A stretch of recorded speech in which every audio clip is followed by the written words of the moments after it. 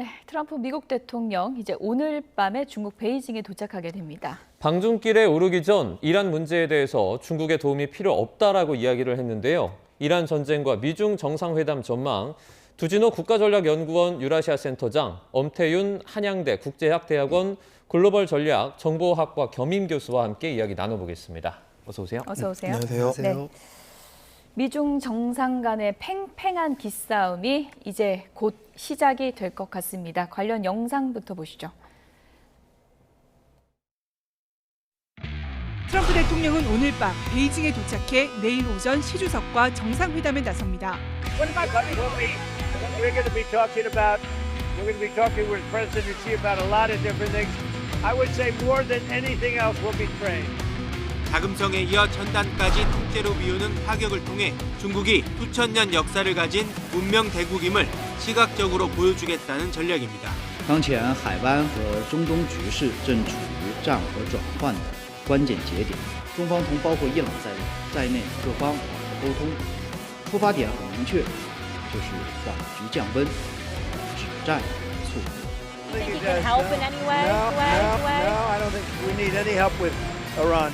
9년 전 자금성에서 위험을 과시했던 중국이 이제는 선단에서 조화를 내세우며 트럼프 대통령과의 심리전에 나섰습니다.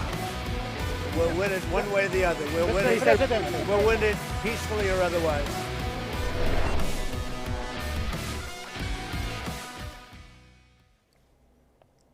네, 9년 만에 방중입니다. 네, 두진호 센터장님. 시진핑은 좋은 친구라고는 하는데 이란 문제는 도움이 필요 없다는데요. 진심일까요? 진심이 아닌 것 같고요. 예. 사실 뭐 지금 중동 문제가 워낙 지금 국제사회에서 가장 뜨겁고 중요한 이슈, 문명사적 사건이기 때문에 어떤 형태로든 도널드 트럼프 미국 대통령도 미중 정상회담에서 무역 현안도 중요하고 그다음에 뭐 기술 안보 관련된 현안도 다 중요하지만 예. 지지부진한 이 중동 문제를 어떤 식으로든 해결하기 위해서 도널드 트럼프 미국 대통령의 도움이 필요한 것입니다. 그러니까 강력한 부정은 결국은 긍정을 전제로 하고 있기 때문에 노를 세 번 했거든요. 예. 노 세 번 합치면 예스가 될 것 같아요. 아, 그런가요? 예. 좀 전에 중국 외교부 대변인의 발언에서 평화, 안정이라고 하는 키워드가 나왔습니다. 물론 그 외에도 무역과 관련된 여타 메시지들도 나왔겠지만 결국 평화와 안정이라는 것을 이야기하고 그리고 1박 3일과 같은 2박 3일간의 이 미중 정상회담 기간 동안 트럼프 대통령의 방중 기간 동안에 어떻게 보면 중국 제국, 오늘날의 중국의 정치적, 역사적 중심지인 천단에서 함께하는 그런 행위들도 사실은 전쟁의 종지부를 찍기 위한 양측의 노력이 물론 중국의 사심과 의도도 어느 정도 반영이 되어 있지만 예. 양측의 그런 기대감과 이런 여망들이 어느 정도 투영이 됐다라고 봐야 될 것 같습니다. 결과적으로 트럼프 대통령은 중동 문제 해결하는 데 있어서 시진핑 좋은 친구지만 도움이 필요 없어라고 얘기하지만 예. 저 노를 세 번 강조한 것은 도움이 지극히 그리고 지극히 필요하다는 것을 네. 강조했다라고 봐야 될 것 같습니다. 노 세 번 이꼬르 예스. 예스. 네. 예. 그렇게 해석하셨습니다. 교수님, 예. 그러면 만약에 이제 뭐 중국이 미국 측에 이란 사태 관련해서 도움을 줄 수 있다면 구체적으로 좀 어떤 것들을 좀 직접적으로 할 수 있을까요? 제 생각에는 일단 중국은 중국과 이란은 굉장히 절친입니다. 이란 같은 경우는 중동의 일대일로 가장 중요한 거점이고요.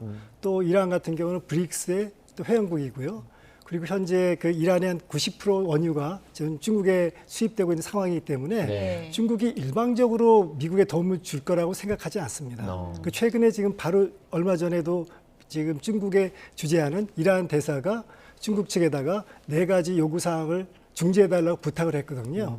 그 내용을 뜯어보면 거의 일방적으로 이란에 유리한 입장입니다. 그러니까 제 생각에 이렇게 보면 그 입장이 만약에 중국이 그걸 받아들여서 트럼프 대통령이 요구한다? 그럼 중재를 할 수 없는 거죠. 예. 만약에 중재를 한다 그러면은 트럼프 대통령하고 이란 간에 절충선을 잡아야 되는데 그게 쉽지 않을 거라고 보고 있고요. 예. 또 트럼프 대통령 자체도 그거를 쉽게 호락호락 받아들이기가 쉽지 않을 거다. 저는 그렇게 보고 있습니다.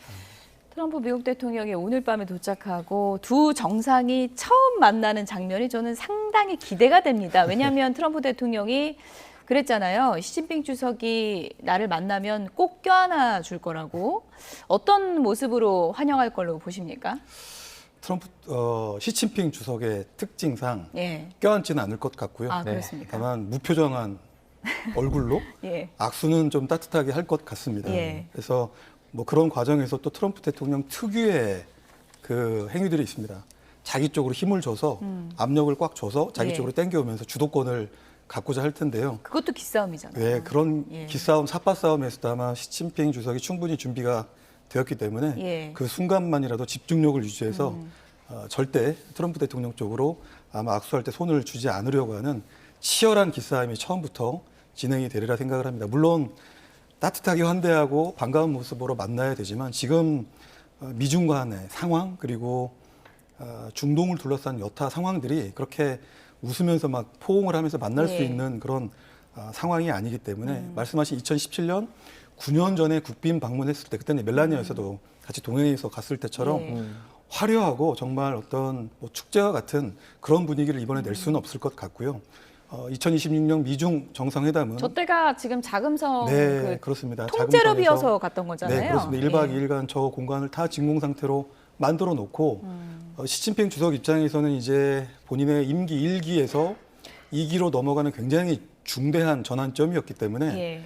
어떻게 보면 과거 명나라, 청나라 500년 동안 중국 제국의 어떤 국정을 담당했던 저곳에 가서 바로 내가 주인공이다. 이제 트럼프 대통령 미국 전 세계 패권을 주도하는 미국 대통령과 동급에 서 있는 자신의 권력을 좀 이렇게 상징하려고 했던 부분이 있습니다. 아마 이번에도 자금성이 아닌 9년이 지난 내일의 모습은 아마 천단에서 저런 모습이 연출이 될 텐데요. 예. 이제 자금성에서 9년 이후에 전환된 천단에서 미중 정상이 만나는 모습은 세계의 문명을 좌지우지하는 두 개의 태양, 미국과 그리고 중국. 중국은 그 정도 할 수 있는 능력을 WTO죠. WTO에 가입을 하면서 이제 지난 20년 동안 가파른 성장, 급격한 성장을 했기 때문에 정치, 경제, 군사적인 입장에서 문명을 주도할 수 있는 그런 국가가 됐다는 것을 보이면서 동시에 하늘의 기도를 하겠죠. 과거 명청 때도 황제가 저 천단에 가서 이제 하늘의 네. 기도를 하는데 예. 결국 국가와 평화와 안정, 번영 이런 것들을 기원을 했겠죠.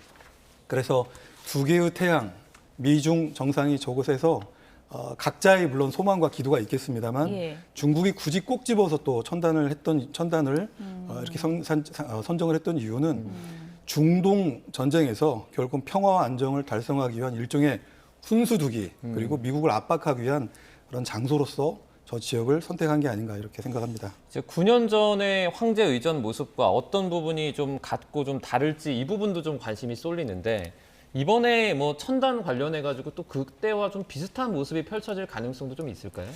글쎄요, 9년 전 같은 경우 근본적으로 이렇게 봐야 돼요. 9년 전 같은 경우 트럼프 대통령이 일기에 들어와서 미중 패권 경쟁을 본격적으로 추진한 해였거든요. 네. 굉장히 갈등이 고조된 시점이었고요. 그리고 시작하자마자 2018년, 19년 본격적으로 2년 동안 무역 전쟁을 펼쳐왔기 때문에 어떻게 보면 그 기간 동안에 상당히 미중 간 갈등이 격화가 됐다. 그러다 보니까 상대적으로 시진핑 주석은 당황스럽죠. 왜냐하면 시진핑 주석 같은 경우는 집권 이후에 대국 끌기를 은근히 주장을 많이 했거든요. 그리고 중국 대조 2025라는 걸 표방을 하고 그 말은 뭐냐면은 결국은 미국을 뛰어넘겠다라는 그런 그 표어를 걸었는데 그게 트럼프 대통령한테 굉장히 거슬린 거죠. 그래서 트럼프 대통령은 계속 공세적인 입장을 취했고 근본적인 미국과 중국 간에 미국이 일방적으로 그 어떤 무역 적자를 바라보는 것에 따라서 그걸 해소해야겠다는 것이 트럼프 정부의 입장이었거든요. 예. 그러다 보니까 자연스럽게 시진핑 주석이 극진하게 모실 수밖에 없다라고 보고 있는데요. 그래서 그런지 표정이 트럼프 대통령이 좀 저 당시에 좀 기세등등한 것 맞습니다. 같기도 하고. 예. 근데 지금은 상황이 다르다는 겁니다.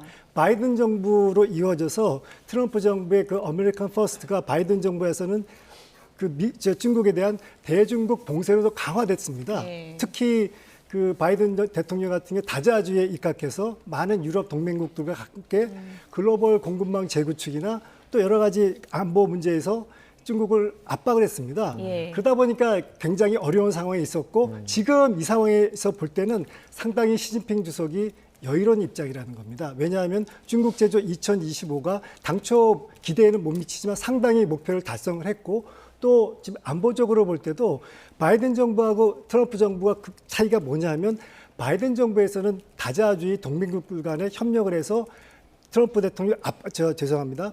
그 시진핑 주석을 압박을 했다. 예. 그건 뭐냐 굉장히 고통스러웠던 겁니다. 근데 지금은 아니라는 거죠. 동맹국 간에 분열 현상이 나타나니까 자연스럽게 시진핑 주석이 이걸 즐기고 있고 또한 최근에 저희가 주목할 것은 뭐냐면 지난 트럼프 대통령 2기에 들어와서 관세 전쟁을 해서 미국과 중국 간에 상당히 그 치킨 게임이 벌어졌는데 이게 이제 점차 수그러들면서 특히 금년도에 들어와서 미국의 대법원이 상호 관세가 위헌이라고 얘기했고요. 또 거기에서 글로벌 관세도 이건 위헌이라고 얘기했습니다. 예. 그러다 보니까 상대적으로 트럼프 대통령이 내밀 카드가 무뎌졌다라고 네. 보는 거죠. 어쨌든 뭐 9년 전에 중국 갈 때랑은 상당히 상황이 다르다 이런 분석을 할 수 있을 것 같은데 이번에 중국행에 누가 동행을 하는지 저희가 그래픽으로 좀 준비해봤습니다. 보여주실까요? 네, 트럼프 미국 대통령과 중국행 비행기에 누가 같이 탔을까? 보시죠. 뭐 갈만한 사람들이 다 갑니다. 루비오 장관, 헤그세스 장관 뭐 다 가고요. 그리고 뭐 옆에 보면은 가족도 가요. 차남도 가고 며느리도 가는데 중요한 거는 멜라니아 여사가 이번엔 동행을 안 하게 됩니다. 그리고 루비오 장관이 가게 된 그 정황과 관련해서도 상당한 에피소드가 한 가지 있는데요. 입국이 금지돼 있었다 그래요. 루비오 장관이. 그래서 한자 이름을 바꿔서 중국을 간다고 합니다. 노비오에서 노비오. 그러니까 자세히 보시면 한자가 밥그릇 노에서 노두날 노로 바꿨습니다. 저렇게 한자만 바꾸면 들어갈 수 있는 겁니까? 그 두로 입국을 가능하게 하기 위해서 예. 한자를 바꿔서 예. 일종의 제재를 예. 해제하는 그런 모습으로 제재 일시 네, 해제입니까? 일시 해제 같은 예. 모습. 그런데 갑자기 루비오 국무장관 성이 바뀌는 예. 이런 상황이 됐는데요. 어쨌든 여러 가지 함의가 좀 있는 것 같아요. 물론 이제 중요한 정상회담이기 때문에 주무장관이자 뭐 지금 안보실장을 같이 겸하고 있기 때문에 예. 루비오 국무장관이 빠질 수가 없는 상황이니 지금 뭐 입국 금지가 되어 있는 제재 상황, 인적 제재가 가해진 상황에서 예. 어쨌든 그걸 해제해야 국제법으로도 서로 간에 뭔가 뒤끝이 없기 때문에 그런 부분들은 좀 제도적으로 조치를 하는 게 좀 맞는 것 같고요. 예. 뭐 그런 사정 때문에 한 건데 예. 결국은 또 이것을 돌려 해석을 해보면 양자가 지금 서로에게 지금 부과하고 있는 일종의 제재에 대해서 약간의 좀 긍정적인 신호 보내기 메시지도 없지 않기 때문에 정상회담을 앞두고 치열한 기싸움이 지금 벌어지고는 있지만 외교사에 남을 것 같아요. 이게 성 한자 하나 성을 바꾸고 바꿔치웠다. 들어가고. 네, 예. 루비오 대통령, 루비오 장관은 예. 평생 기억을 할 것 같습니다. 그래서 예. 그런 측면에서도 약간의 좀 분위기를 누그러뜨리고 좋게 가져가는 데 있어서 의미가 적지 않다 저는 이렇게 생각을 합니다. 차남이나 며느리도 가는데 그 이제 영부인이죠. 멜라니아 여사가 안 가는 건 왜 때문이라고 생각하세요? 어쨌든 가장 중요한 건 멜라니아 여사가 동행을 하지 않는 부분인데 네. 지금 상황이 앞서 말씀드린 대로 어떤 여사가 등장해서 같이 뭐 사진을 찍고 친선 교류 활동을 하고 그런 좀 긍정적인 모습을 보이기보다는 네네. 비록 국빈 방문은 맞지만 지금 중동 전쟁 문제를 해결해야 되는 굉장히 엄중한 그런 안보 상황이 있다 보니까 예. 어떤 그 국제사회의 관심이 멜라니아 여사나 그리고 펑유안 여사에 쏠리는 것들을 좀 막기 위해서 그래서 예. 오롯이 이 트럼프 대통령과 시진핑 주석이 정말 미중 간에 지금 현안으로 산적해 있는 그 문제에만 오롯이 집중하기 위해서 그래서 회담의 좀 분위기를 좀 집중적으로 만들기 위한 그런 좀 조치가 아닌가 생각을 합니다. 예. 지금 자금성에서 저렇게 부부 동반으로 이렇게 만나는 모습 상당히 좀 화기애애했었는데 이번에는 그림이 상당히 좀 다를 것 같습니다. 자금성을 통째로 빌렸던 9년 전과 이번 보면은 예우가 좀 낮아진 것 아니냐 이렇게 보는 시각도 좀 있어요. 맞습니다. 제가 방금 전에 말씀드린 것처럼 그만큼 중국의 위상이 커졌다라는 걸 말 수가 있고요. 그만큼 국력이 세졌고 트럼프 대통령이 일기 때보다는 많이 지금 부족해졌다. 근데 근본적으로 따져보면 이렇습니다. 미중 간의 패권 경쟁 입장에서 이걸 분석해 보면 예. 시진핑 주석뿐만 아니라 트럼프 대통령도 양국이 다 협력을 해야 될 필요가 있다는 겁니다. 왜냐하면 트럼프 대통령 같은 경우는 이번 11월 달에 이제 중간 선거가 있는데요. 중간 선거가 안정적으로 그 공화당이 승리해야 될 그런 목표가 있고요. 그렇지만 현재 이란 전쟁에 있어서 상당히 곤혹스럽기 때문에 현 상황이 굉장히 최악재로 작용하고 있습니다. 근데 예. 만약에 이런 상황 속에서 또 중국과 갈등이 표출할 경우에는 더 이제 표를 잃을 수가 있다는 것이죠. 그러니까 트럼프 대통령 입장에서 안정적으로 중국과의 관계를 유지하고 싶고요. 시진핑 주석도 마찬가지입니다. 2027년이라는 게 굉장히 중요한 해인데 예. 그 사연임의 어떤 가름길이거든요. 그러니까 안정적으로 시진핑 주석도 경제를 운영해야 된다. 근데 사실 지금 보면 중국 내부가 경제 사정이 썩 좋지 않아요. 실업률도 높고. 그러니까 이렇게 만약에 미중 간의 관계가 악화돼서 무역이 예. 더 작년처럼 관세 보복이 치열해지면 결국 고스란히 그 손해는 그 중국에 있는 많은 기업들이 보기 때문에 경제 상황이 더 악화될 수밖에 없다. 그러니까 서로가 필요한 거군요. 맞습니다. 지금. 그러니까 예. 윈윈이기 때문에 예. 물론 예우 차원에서 조금 지난보다 떨어질 수가 있지만 이것이 이제 국빈 방문이지만 지금 미국 측에서는 전시 상황이거든요. 그리고 또 이게 두 번째란 말입니다. 지난 3월에 당초 열리기로 했는데 예. 연기가 됐잖아요. 연기됐죠. 이번에도 사실 이게 또 연기가 될까라고 얘기가 있기 때문에 그런 것들을 고려하지 않았을까라고 보고 있습니다. 네, 또 한 가지 좀 봐야 될 부분이 지금 헥세스 국방장관, 전쟁부 예. 장관이 동행을 한다는 건데 예. 이제 우리나라로 예를 들어보면 대통령이 해외 순방할 때 국방장관은 이제 남죠. 그래서 네네. 어떤 우발 상황이나 그런 상황들을 대비할 수 있도록 남는 그렇군요. 건데 국무장관은 가는데 네, 국무장관은 뭐 국방장관은 주무장관이니까 보통 뭐 남는군요. 가야 되는 게 맞고요. 근데 지금 헥세스 장관도 동행을 한다라고 하는 부분이 이번 미중 정상회담에 있어서 트럼프 대통령은 어떤 무역이라든지 통상 부분에서 좀 가시적인 어떤 성과를 얻어서 좀 전에 우리 교수님 말씀하신 대로 11월 달에 예정되어 있는 중간 선거하고 이걸 좀 연결했으면 좋겠다는 거죠. 그래서 뭐 대두 문제라든지 뭐 소고기 수출입 문제라든지 이런 부분들을 정말 탑다운식으로 잘 풀어서 미국 경제에 좀 유리하게 그런 부분들을 했으면 좋겠는데 헥세스 국방장관이 동행을 한다는 부분을 잘 들여다봐야 될 것 같습니다. 그러니까 중국은 무역도 중요하지만 중동 전쟁에 상당한 어떤 노력선을 좀 집중하고 있는 모습이고요. 그래서 아마 중국 측이 요청했을 가능성이 있고 좀 국방장관이 와서 이 중동 전쟁과 관련된 전반적인 상황을 좀 설명을 해주고 미국의 입장이 뭔지 그래서 네. 어떻게 뭐 중국이 좀 중재해주길 바라는지에 대한 그런 의견들을 허심탄회하게 좀 듣기를 원할 것 같습니다. 이란 그래서 얘기를 좀 심도 있게 그렇죠. 하겠다. 예, 중국은 아마 그런 예. 것들을 원할 것 같고요. 물론 예. 미국이 얘기하지 않아도 나름대로의 정보 수집 채널을 통해서 뭐 다양한 정보를 얻고는 있겠지만 이왕이면 정상회담 계기에 국방장관까지 와서 이렇게 해줬으면 좋겠다는 부분이고 그렇기 때문에 이번 회담이 굉장히 역사적인 회담이 될 걸로 예상이 되고요. 과거 1972년 때입니다. 닉슨 대통령 시절 때도 닉슨 대통령이 방중을 할 때도 당시에 이제 국방장관이 이렇게 같이 동행했던 적이 있는데 그랬군요. 그러고 보면 뭐 굉장히 많은 시간이 지난 다음에 미국 대통령이 미 본토를 떠났는데 국방장관이 같이 동행하는 것이기 때문에 그만큼 이번 정상회담이 무역 통상도 중요하지만 중동 전쟁과 그리고 대만 해협 유사시와 관련된 미중 간의 이 굉장히 중요한 민감한 현안도 같이 다뤄질 가능성이 있습니다. 예. 네. 앞서 말씀해 주신 것처럼 미국 이제 대내적인 부분도 신경을 안 쓸 수가 없는데 지금 트럼프 미국 대통령이 이란 안에서 그러니까 미국 안에서 이란 전쟁 관련한 부정적인 여론들을 또 인식을 하고 있는 것 같은데요. 관련한 녹취들 저희가 듣고 오도록 하겠습니다. What about the pressure on Americans and prices right now? Every How American concerned are you about understands. Americans, how they're feeling about Every what they're paying American, for food are you listening to me? Every American understands, and they just had a poll, like 85%, which is surprising. It's only that they understand that Iran cannot have a nuclear weapon. Now, if the stock market goes up or down a little bit, the American people understand it. When it's over, you're going to have a massive drop in the price of oil, which a lot of people thought would be higher. And I mean, it was $100, it was $99 yesterday, which is low, which is relatively low. When this war is over, oil is going to drop, the stock market's going to go through the roof.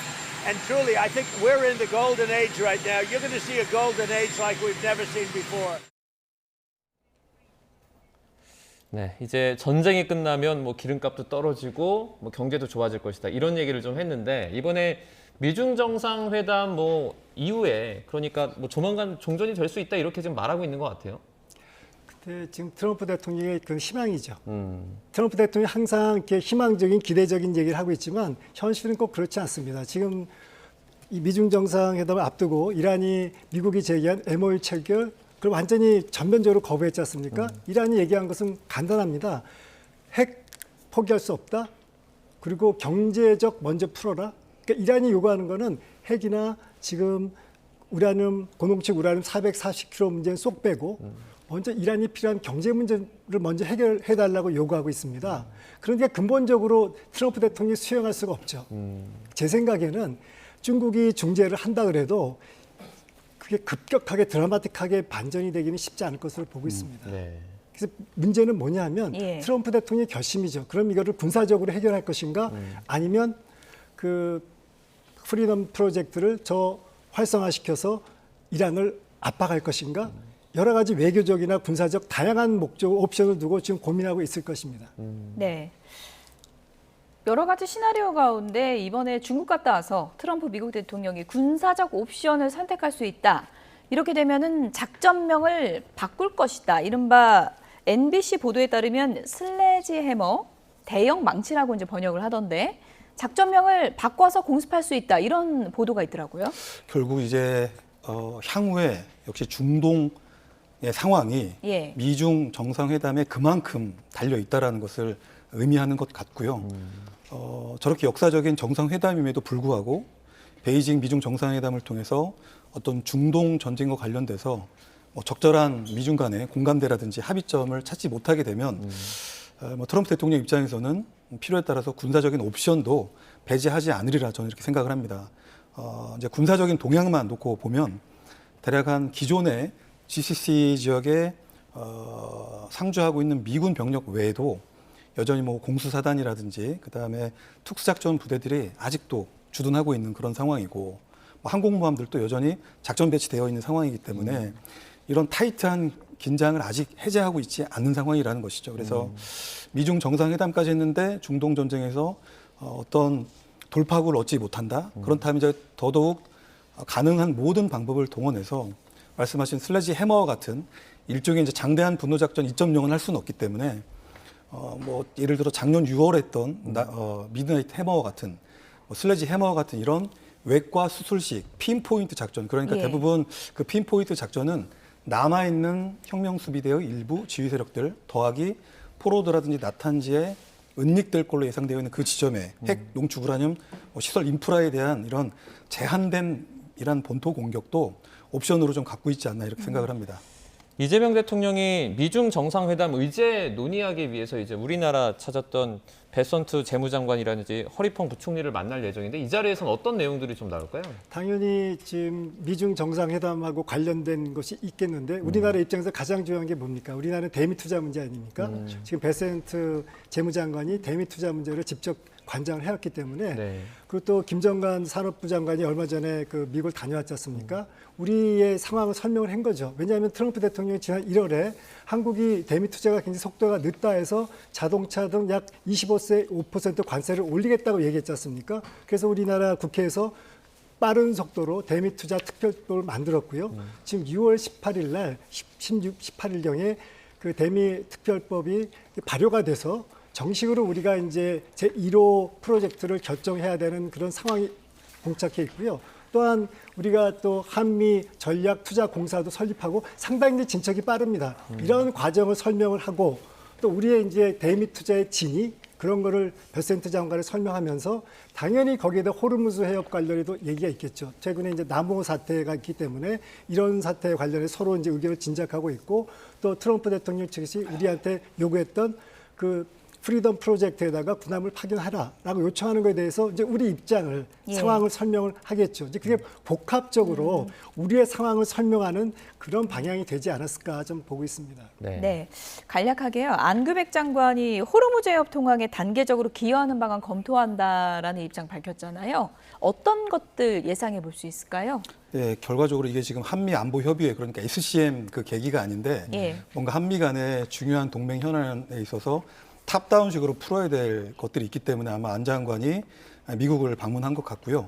이제 헥섹스 장관과 큰 틀에서 어떤 공감대를 만든 다음에 이제 키드라고 하는 통합 국방 협의체를 통해서 우리 국방 정책실장 뭐 미국의 전쟁부의 인태 차관보 정도가 만나서 이제 구체적인 협의를 진행을 할 것 같습니다. 말씀하신 단계적인 이제 어떤 그 기여는 1단계에서는 호르무즈 상황과 관련돼서 한국이 국제사회에 어떤 노력을 할 수 있는지에 대한 일정한 공식적인 지지라든지 연대 의사를 표명하는 게 있겠고요.